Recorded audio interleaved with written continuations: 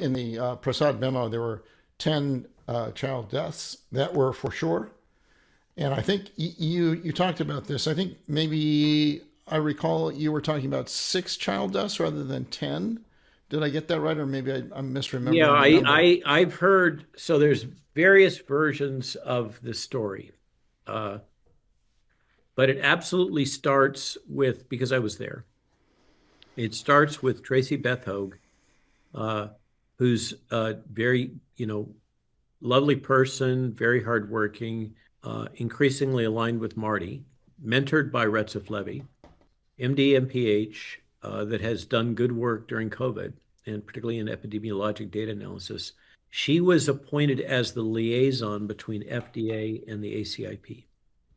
And in that role, she took it upon herself early on to look into the VAERS pediatric death report and to review those and scrutinize them.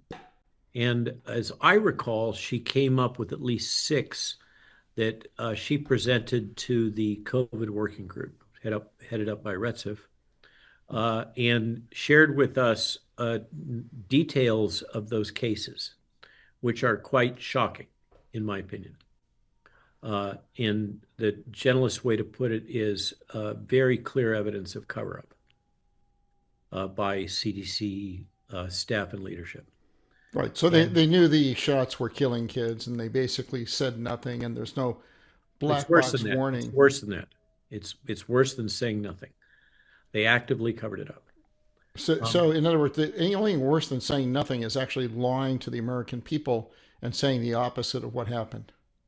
That's your opinion. I think manipulation of data, which my colleague from the FDA said also was quite rampant at the FDA.